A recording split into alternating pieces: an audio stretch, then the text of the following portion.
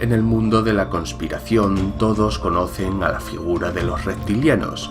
Vendrían a ser seres inteligentes de origen alienígena que llevan habitando nuestro planeta desde hace milenios. Algunos de ellos vivirían entre nosotros camuflados como humanos, gobernándonos entre las sombras. Pero el común de los mortales no podemos ver a esos seres reptilianos porque viven en un plano de energía menos densa a la nuestra y se alimentan de nosotros gracias al miedo, tristeza y estrés que padece la sociedad del siglo XXI. Pero, ¿qué hay de cierto en todo esto? ¿Existen realmente los seres reptilianos? ¿Cuál es el verdadero origen de estos seres? Para poder despejar estas dudas me voy a centrar en un elaborado y documentado artículo que escribió el historiador Juan José Sánchez Oro en la web El Ojo Crítico.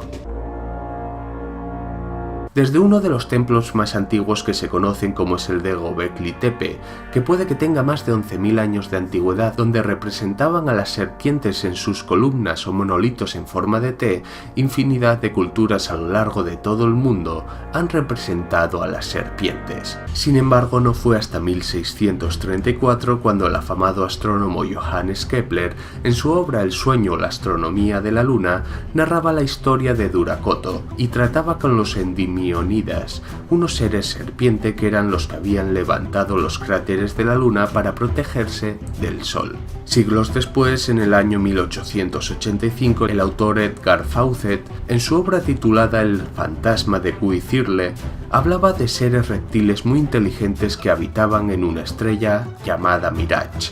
En 1907, Charles Derenez escribió El pueblo del Polo, donde una expedición de humanos se encontraría con un idílico pueblo de reptilianos que aprendería de los humanos la violencia. Y en 1929, Edmund Hamilton, en Los invasores del abismo, relataría cómo una legión de hombres lagarto intentaría aniquilar a la humanidad.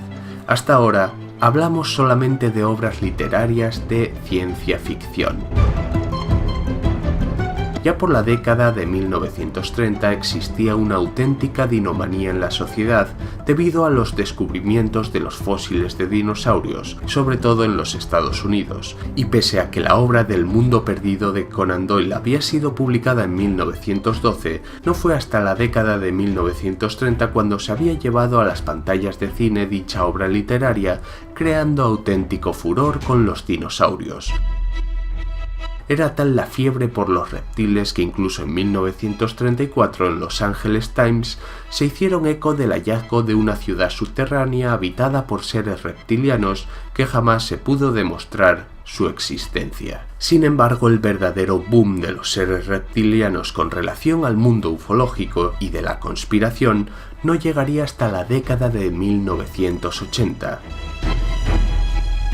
Por aquel entonces un ingeniero electrónico llamado Paul Frederick Benewith interceptó escuchas en las que se narraban pruebas militares de alto secreto, como lo eran los ensayos con armas nucleares subterráneas y ensayos de guerra bacteriológica sobre el ganado. Así que Benewith, como empezó a informar de sus escuchas, acto seguido las fuerzas aéreas estadounidenses comenzaron a proporcionarle escuchas y dosieres falsos, a través del agente especial Richard Doty, que también estuvo relacionado con el fraude del Majestic 12. La intención era hacer creer a Benewith de una inminente invasión alienígena para que se desacreditara él solo ante la opinión pública, y encubrir de esta manera las pruebas militares que se estaban realizando por aquel entonces. De todo esto nació la base subterránea de Dulce, donde ni los mayores novelistas de ciencia ficción lo hubieran hecho mejor. Para los teóricos de la conspiración, Dulce era una base de 7 alturas donde grises, reptilianos y multitudes de razas alienígenas trabajaban con los humanos en el avance tecnológico, donde tuvieron sus guerras con víctimas tanto humanas como alienígenas, cuando en realidad allí solo hay un desierto donde se hicieron pruebas con bombas nucleares, detonando en 1967 una bomba atómica de 29 kilotones a 1200 metros de profundidad para fracturar las formaciones rocosas y extraer el gas. El proyecto se abandonó porque el gas resultante era radiactivo. Y qué mejor que ocultar tal escándalo con el fenómeno extraterrestre. Además, con la cercanía de la base aérea de Kirtland, las luminarias en los cielos eran constantes, observaciones que sirvieron para arraigar en la cabeza de Benewith la ida y venida de naves alienígenas en la zona. Y aunque se empezó a dar más protagonismo a los seres reptilianos frente a otras entidades alienígenas más cotidianas en la ufología como los grises, la idea de los reptilianos se arraigaba de manera lenta en el campo de la ufología.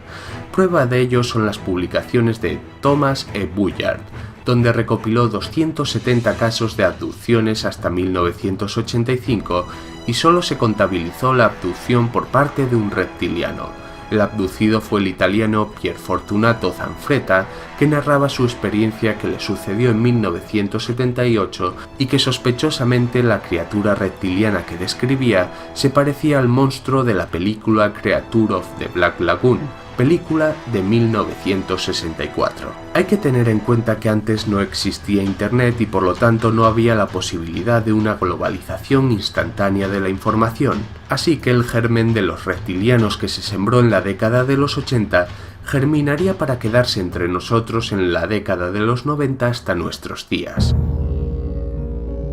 Pero ese germen de los 80 se vio alimentado no solo por las conspiraciones, también por el mundo de la ciencia y de la ciencia ficción. En 1982, Dal Russell y otros investigadores formularon la teoría de cómo hubieran evolucionado los dinosaurios de no haberse extinguido en base al Troodon, que era un dinosaurio capaz de mantenerse erguido sobre sus dos patas traseras y debido a su proporción craneal, se estima que hubiera sido una especie de las más inteligentes con respecto a los dinosaurios, y con esto dio lugar a la figura del dinosauroide, y muchos de los defensores de la existencia de los seres reptilianos han cogido esta teoría como algo completamente real. En 1983 se estrenaban los primeros capítulos de la mítica serie V, donde unos lagartos cósmicos se disfrazaban de humanos para intentar dominar a la Tierra, y en 1985 tuvo lugar el estreno de la película Enemigo Mío, donde los Dracos, que eran reptiles humanoides, se encontraban en una guerra interestelar frente a los humanos. Todo esto maceraron la idea que arraigaría en la mente de ufólogos y conspiranoicos décadas después. En 1994 llegarían las figuras de sobra conocidas como por ejemplo David Icke, donde presentaría los Illuminati de naturaleza reptiliana provenientes de otra dimensión del universo y que necesitarían nuestro miedo, dolor y odio para alimentarse y someter a la raza humana, gobernándola desde la sombra. Para él, las cúpulas y las élites políticas y religiosas que gobiernan el mundo son el resultado de maquinaciones de extraterrestres reptilianos. Sus teorías lograron su máximo esplendor y difusión por todo el mundo a través de Internet tras el atentado de las Torres Gemelas en 2001, ya que para él fue obra, como no, de los reptilianos. Y no hace falta seguir dando publicidad a todos los que vinieron después de David Icke. A grandes rasgos, este es el verdadero origen de los seres reptilianos que conocemos hoy en día, una idea plasmada en la mitología de las culturas antiguas y en la ciencia ficción de las obras literarias que luego fue utilizada por los propios gobiernos para encubrir operaciones militares y posteriormente utilizado por los voceros de las conspiraciones más radicales para hacer negocio en forma de libros, documentales y conferencias. Y así, los que se ocupan de peligros completamente imaginarios mantendrán su atención distraída de las verdaderas amenazas que someten a este mundo, justo lo que los gobiernos y las élites quieren de nosotros.